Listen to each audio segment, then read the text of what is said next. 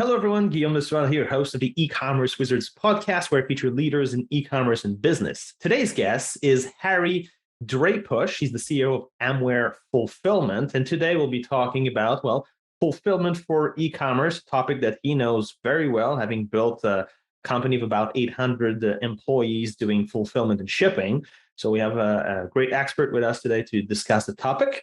Before we get started, our sponsorship message. This episode is brought to you by MageMontreal. If a business wants a powerful e-commerce online store that will increase their sales, or to move piled up dormant inventory to free up cash reserves, or to automate business processes to gain efficiency and reduce human processing errors, our company, MageMontreal, can do that. We've been helping e-commerce stores for over a decade. Here's the catch. We're specialized and only work on the Adobe Magento e-commerce platform. We are among only a handful of certified Adobe Magento companies in Canada. We do everything Magento related. If you know someone who's design, development, maintenance, training, or a new build, we got their back. Email our team, support@magemontreal.com, or go to magemontreal.com. That's MAGE Montreal.com. All right, Harry, thanks for being here today. Guillaume, it's my pleasure. Good morning, and looking forward to the next few topics we'll discuss. All right. And before we just deep dive into the topic, I'd like to know a little bit about you. You have a good career here as a CEO. Can you tell us a little bit about your path? I've been in logistics for 40 years, a little bit of an old timer. I started out in the 1980s in transportation, trucking per se. And from trucking, I moved into warehousing. Started my career as an operations manager in a warehouse, and moved up with varying increasing responsibility in different companies, all in the third party logistics world, serving customers, multiple customers. I ran my first company out in Southern California as a CEO, regional company, and then I came on board with Amware in 2015, and I've been CEO for the past 5 years here. Actually came on with Amware as a COO to kind of work on some operational efficiencies and get the company more attuned to fulfillment. We had a robust B2B business, but we were really starting to focus and drive the business towards e-commerce fulfillment. I was brought on board, and then 2 years after I got here, I became CEO. So it's been 5 years now. Been a great ride, great growth. Just to give your listeners some context, we're a $200 million company. And just 5 years ago, we were about 50. So nice growth, really exciting, and I think it's just a great space to be in. Awesome. So let's start with a bit of a softball here. That when should an e-commerce company consider moving to a 3PL? Maybe they bootstrapped this from their basement. They hit the first $1 million. They're doing some shipping themselves. Like, when should it consider changing to 3PL? 5 minutes after this call. Okay. after this broadcast. Seriously, if they're growing, I would say for companies, there are many 3PLs out there that cater to smaller startup companies, and I think anytime you're certain that your offering is going to grow and take off and be serious, I think that's the time, believe it or not, to start looking for a partner. And again, there are 3PLs out there that cater to companies that do, $10 million in annual sales, 15. My company, Amware Fulfillment, we really start to look at companies that have a minimum of 50,000 shipments a year. So, if you think about 1,000 shipments a week, that's a good time to really start to think about outsourcing. And the reason is good 3PL companies will allow you to focus on what you do best, and that's really market and sell your product. And then we'll take care of everything, not just within the four walls, but your parcel, getting, everything that happens after the click is something we get involved in. And again, I think the key for your audience is focus on what you do best, and that's selling and marketing. That drives revenue. We're an expense getting the product to the customer, but a very important expense, and we're really the last people to touch the product before your customer opens up the box and sees it. All right. And let's say also from a technological and efficiency point of view, I mean, if they're doing it themselves, and if now we're talking like 1,000 shipment like a week, perhaps a 3PL may have like robots or automation or stuff that, a company would just never invest in if that's all they just have 1,000 shipment. You have so many shipments, so many thousands of shipments per week. So is there an angle here on efficiency or how fast the package can leave and things like that? So, it's interesting. Yes, as a company is growing, the question is, how do you build it to accommodate that growth, right? How much capacity do you build in? How much do you want to invest in the company, in brick and mortar, in material handling equipment, in racking, in space? Why would you want to do that if you can outsource that and get the best that's out there from a third party provider? So yes, companies like mine will give you the latest in technology, robotics, drone use within the warehouse, but most importantly, your cost will be in line with your revenue generation. So a typical customer that's probably getting out of their own garage, let's say, is going to have a bill with me for warehouse services of $500,000, right? I can maybe save you 10 or 15% of your own internal spend. Not a huge amount of money, $50,000, but a saving nonetheless. I think where your audience can really take advantage is in the parcel spend. That's generally runs anywhere from 3 to 6 times what you'll spend in a warehouse. So a company that spends $500,000 in a warehouse may ultimately wind up spending about $2 million on parcel to get the product to customer. We generally save customers because of our purchasing power, the size of our spend, and our relationships and negotiated rates with the big three, if you will, or big four parcel providers here in the States. We'll generally save someone 20 to 25%. Now, $2 million, that's $400,000 to $500,000. That's not insignificant. Again, we have the purchasing power, the relationships, the service, and that's something that you can very, very well take advantage of when you go to a 3PL provider like Amware Fulfillment. Yeah, because you have such a huge volume that they will benefit right away from lower shipping costs for sure. And also we have to think about the capital expenditure as an e-commerce merchant. Okay, the business is booming, great. But do you really want to put all that kind of money into like drones and tech that delivers and so on? You will not spend as much as a large 3PL. You will not have as high tech and so on. And it's like money that's not necessarily best placed there that you can just put, toward operation instead and growing the company. And Guillaume, it's not only the spend that you can save. You're right. Warehouse management systems can cost anywhere from $500,000 to $1 million. Then you have the annual maintenance. It's not just the spend that's involved. It's the infrastructure that you have to now obtain for your company to support all of those things. Think about the IT department you have to have, not just for your front end, but now for your back end. So you're getting involved in building out a lot of infrastructure internally. That's not going to generate revenue for you. That's going to be sunk cost for you. You might as well take advantage of what 3PLs have out there. And many of us have, state-of-the-art leading technologies. Again, we do voice picking. We do pick to light. You can take advantage of all of that to create efficiencies for your company without making the major investment. To me, a 3PL is a super logical way to expand a company. Otherwise, it gets very difficult to manage a company as it expands. And anytime you can sort of just cut off a whole branch of something, it's like, now I don't need to bother with that part, especially if it's not revenue generating. To me, it's good business sense in general. Now, another question, of course, is Amazon. We cannot not talk about the elephant in the room here. So Amazon is setting some expectation to customers about like speed of delivery, about like free shipment and so on. So how does a merchant compete against Amazon on the shipment and delivery? Very, very simple. Amazon, to your point, set the bar, same day shipping. Sometimes you can even get that product same day. So competing with Amazon, if you're a retailer that has, let's say, a commodity type product or a product that, there's a substitute out on the market, yes, you've got to get that product out there, ship it same day, and you've got to get it out there in a hurry. The way to compete with the Amazon model is quite simply to take a look at the number of warehouses that you would like to, the number of inventory points you would like your product to reside in. I mean, one thing that Amazon does well is that it takes your product and it disperses it among several warehouses to get it closer to the end user. That's how they cut down the transit time.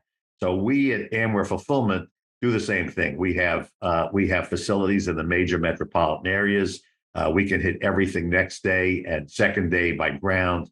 So we can put your product closer to your customers. So ultimately, your transit time is down, your shipping cost is down. You get your product closer to your end user, and they'll get it faster.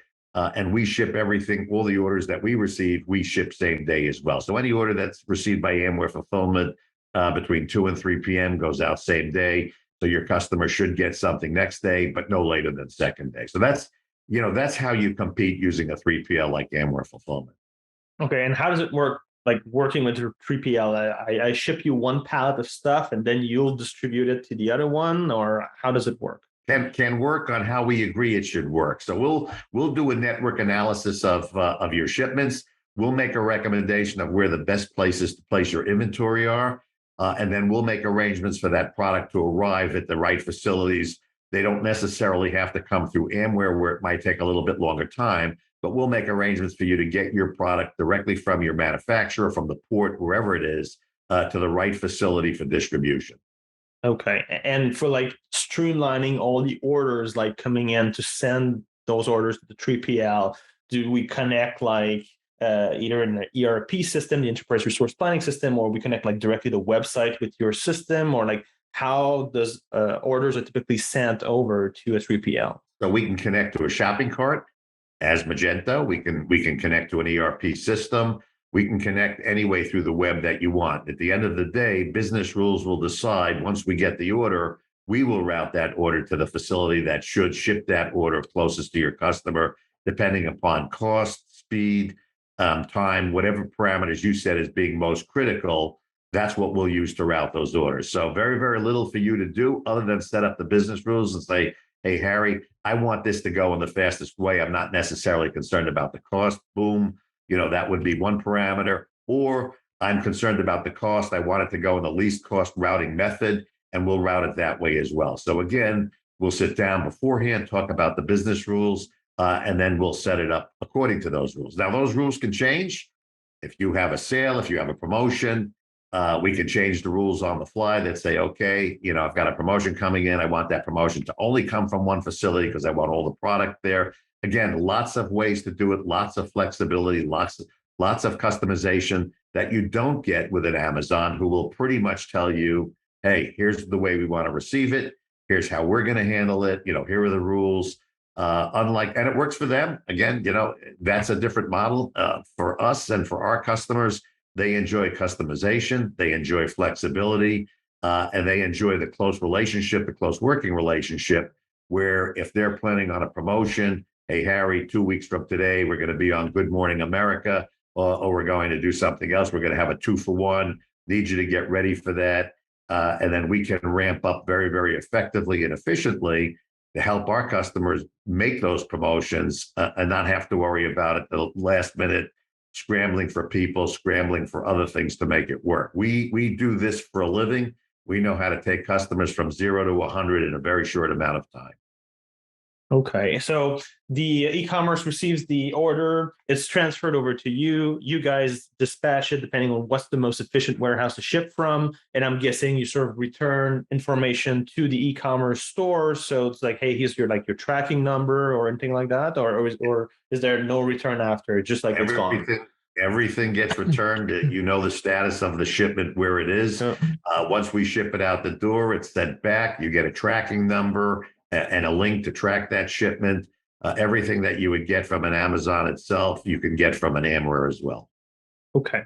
And let's talk about like free shipping. Like nothing's really free. So when they say free shipping, obviously it's baked in the cost. Do you have some opinion or wisdom that you can share with merchants who say, hey, Amazon says free shipping. What do I do? Do I offer free shipping? How do I handle that question? Great question. To your point, nothing is free.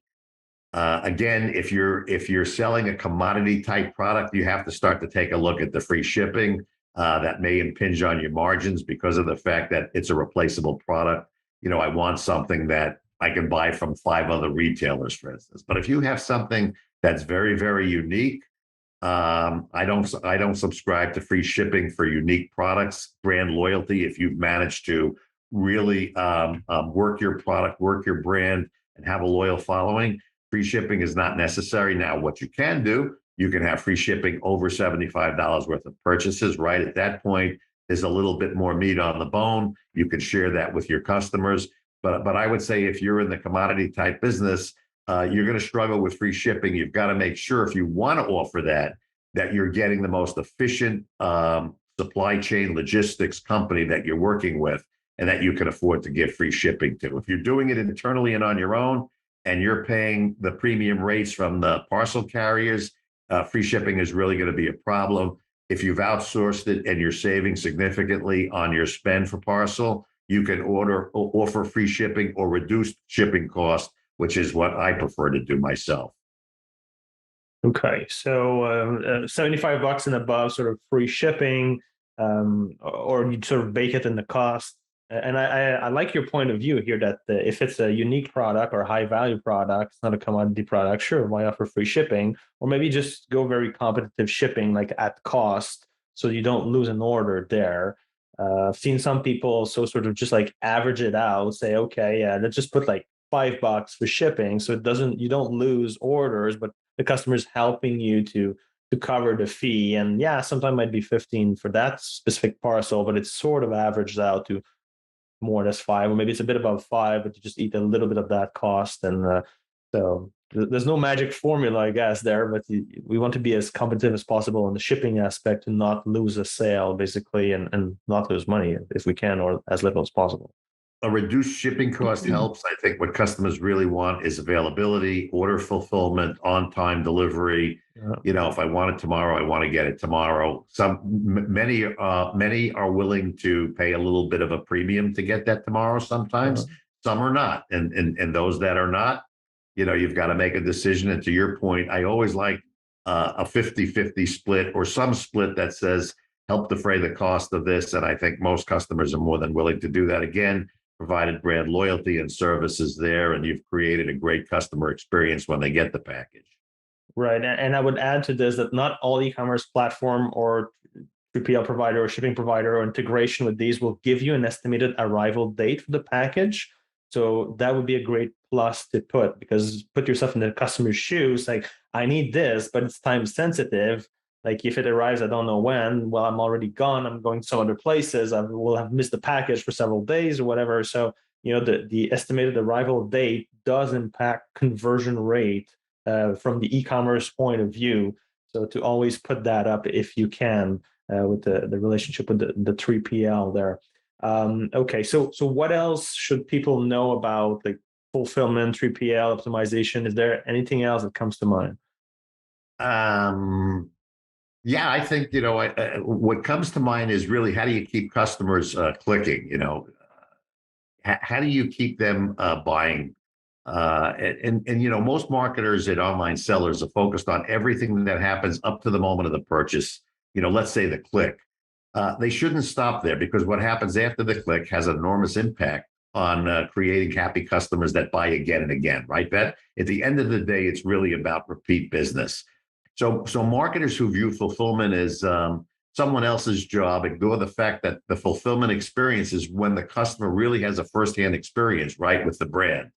Everything to that point is merely a promise. So fulfillment really delivers on that promise. And how well it delivers can have a serious impact on how the brand is regarded. So what I would say, it's hard to win today on product and price. I think many companies sell similar products, as we talked about before. Uniqueness matters, but and that makes it very, very hard to differentiate today.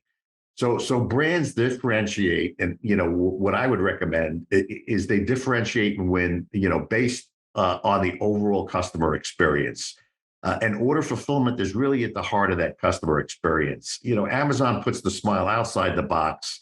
What I would tell you is that Amware puts the smile inside the box. Especially for luxury brands and high-end goods.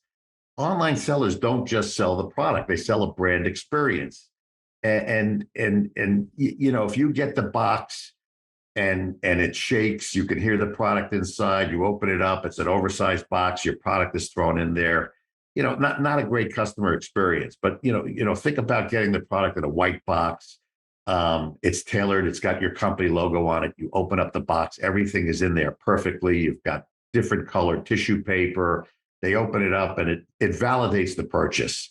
It really supports the fact that it was worth buying this. This is great. They get on social media. They tell everybody, I had an unbelievable experience. I waited a day for the product. It came. It was boxed beautifully.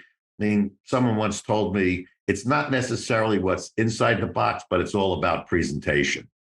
And for customer experience, don't stop at the click and think that it's okay. You've got the sale. Make sure that it goes right through the pipeline, and that when they open it up, it validates again. It was worth the money. It was worth dealing with this e-tailer or retailer, and I'm going to buy again. And I'm going to tell people on social media that it was a great experience.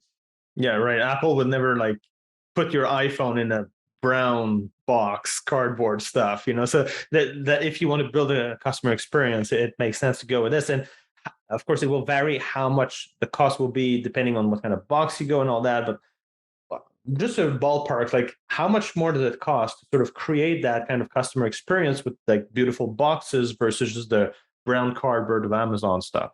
It's going to add for sure. It will add a couple of points, percentage points to the cost of the product. But again, it's really about the experience. If you're kind of a hit and run retailer that's not in it for the long term, yeah, you're just going to maximize every transaction. But if you're building a brand and think about it. Apple doesn't have to put that's a great example. You open up an Apple box, you take the sleeve off, you open up that white box. It's packed so tight you can hear the air when you pull the cover off. It fits neatly in there. You pull it out. I mean, it's an experience. It's not just that. I mean, think about it. The phone is $1,000 or $1,200. I mean, you can buy phones for half that price, but it's all about creating that experience from the moment you open the box. It's everything that they do, and I think yes, it's going to cost you a little bit more, but it pays for itself in repeat sales, in free advertisement. Listen, what keeps my customers up is social media. I mean, they look at social media every day, and I look at their websites for social media and what kind of reviews they're getting. And if I see something about a shipment not being right, I proactively will get on the phone with my customer and say, hey, let's look at this. Let's talk about this. But by the same token, when you're reading reviews that I received my package, I opened it up. It's what I waited for. And everybody remembers the movie A Christmas Story when the kid was waiting for his decoder ring from Ovaltine. And he waited and waited, opened up the box, and it was just a silly promotion, and he was all disappointed. I mean, the kid in us, when we get a box, never goes away. It's the excitement. I don't care how old you are. It's opening up that box. It's saying, wow, I'm happy I got this. I'm happy I spent the money. I'm really excited. I'm going to not only tell my friends if I'm going to buy again, I'm buying from these people. And I'll tell you a quick story. I bought batteries online. Everybody sells batteries. Everybody. I don't remember why I picked this site, and I have to buy batteries over and over again. I go through a lot of batteries for whatever reason. I get the box. It's shaking. I open it up. The boxes that were put in the box, the batteries were all over the inside. They opened up. If you asked me today who I bought it from, I would tell you the name of the company, but I'll never buy from them again because it's not a big deal. It's a commodity. I get it. I still have my batteries. They're useful, but it was thrown in a box. It was kind of like, wasn't any kind of an experience. And think about it. I've got to buy batteries again. I don't want to buy from them. I mean, it was all air. They shipped it in a big box. They can't be efficient doing that. It's not sustainable. And I want to go to a company that when I open it up, someone cared. Someone took the time and trouble, regardless of what it was. And I will buy from that company again. The one that sent me the last shipment of batteries will never see my order again. And that's a shame. I mean, if you think about the cost of securing a new customer, it's 5 times to 6 times more than a repeat customer. Yeah, right. And you touched on sustainable. So are there any kind of best practice that merchants should think about for sustainability? Yes. Uh, for multiple reasons. So many of our customers, we've taken out of boxes, corrugated, which might be recyclable, okay, but big, bulky, and we've put them in smaller bags, pad packs, which they can ship their product in a pad pack. So they save on material, they save on shipping costs because there's no air. It's not a big, bulky product anymore. It's a little bit smaller in a bag, easy to get in, easy to get out, easy to recycle. So yes, sustainability is very big today. It's expensive if you don't do it. Lots of savings to be had by looking at a sustainable route. Again, going from packaging bags instead of boxes, and dunnage is very simple. When you get a pad pack, it's all built in. There's no additional dunnage that you necessarily have to put in. So if your product lends itself to something like that, I would strongly urge your listeners to look at that. Okay, good point. Good point. Okay, and should business like standardize their box size? Like from what you're saying, ideally you go all the way to the Apple experience, and each product has already its pre-made, printed, and perfect fit box. But let's say you have a large inventory, you have like I don't know a million SKU. You're not an Apple with just a few products. Like, should you standardize like boxes to try to maximize like volumetric weight or something like that? Um, Standardized, yes, but customized. So what I would tell you is we can hook our customers up with packaging experts. Packaging salespeople will sell you standard packaging, which is profitable for them, but may not be a good fit for yours. So there are standard boxes out there, and you can use standard boxes, quote unquote. But when you get a customized box that's made specifically for your product, you will save air in the box. You will get a smaller, more perfect fit. You will get an Apple type package made for yours, and you can standardize on those. I think many people make the mistake of going to corrugated companies who have corrugated salespeople. And again, they sell standard sizes in the industry, and you have to figure out, then you buy the dunnage for that. It's better off to make the one-time investment in a packaging expert who will design a box for you and standardize multiple size boxes for your shipments, and you will save in the long term and have happier customers for that. Okay. So general idea is it to just like remove the air and try to make as lean of a box as you can, or do you still try to sort of optimize size versus weight in that volumetric weight game optimization here? That's a very unclear for most merchants how they should go about it. So you want the package that is the right size for your product, not bigger, and you want it configured in a way so you don't get hit with any kind of dimensional charge from the parcel carriers. Right, a dimensional charge is when you have a light product, and your light product takes up more space than they would like it to. So in other words, if you ship the pillow in a box, that would weigh next to nothing. But think about the size of the box. So the carriers, the parcel carriers who sell by weight would not make any money, yet that package would take up a lot of space in the store, in their truck, in their equipment. So they hit you with what's called a dimensional charge. They base that cost based on the size of the box and not the weight of the box.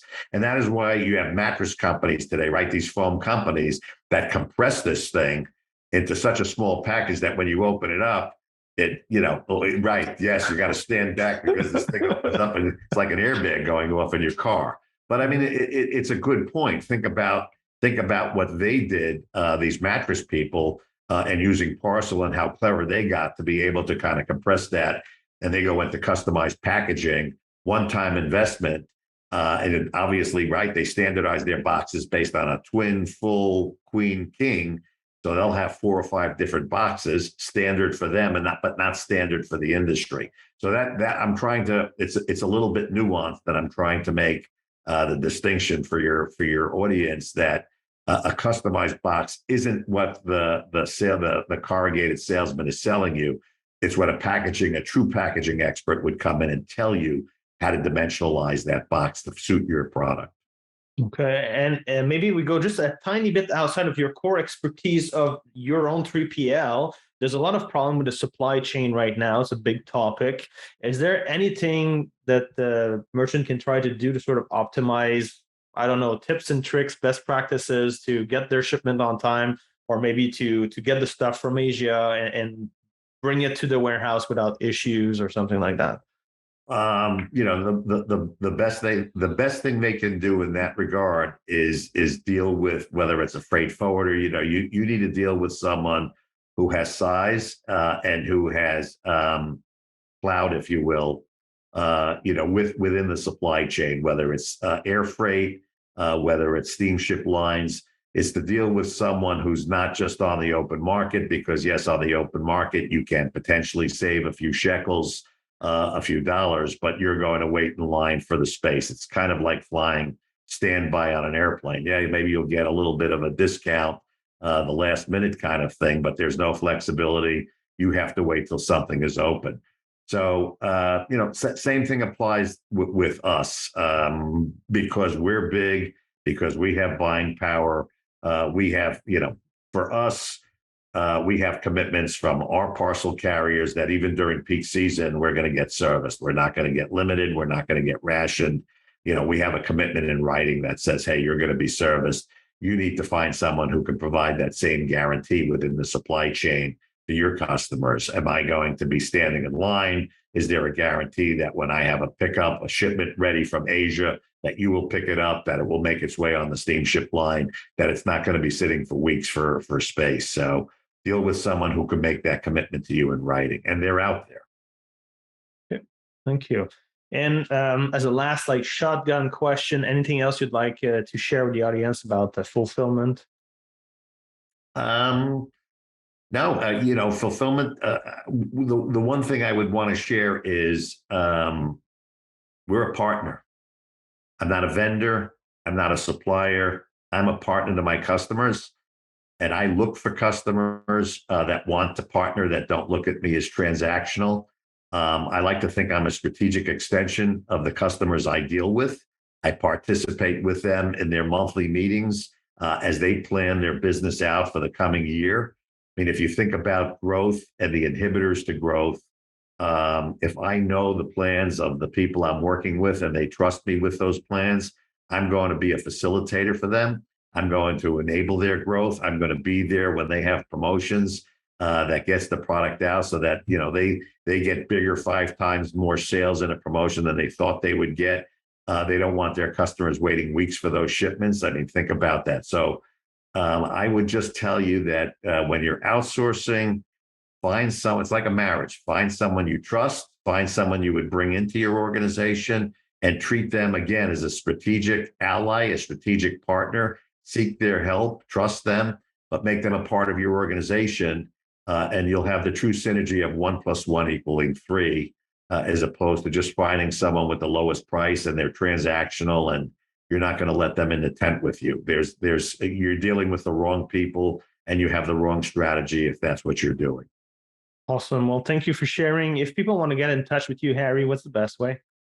The best way is through the website, www.amwarefulfillment.com.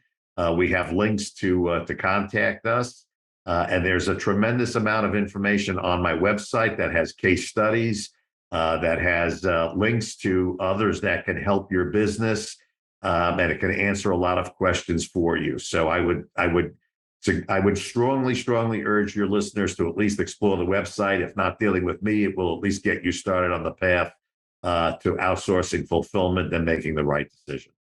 Awesome, Harry. Thank you for being here today. You're having my pleasure. Anytime.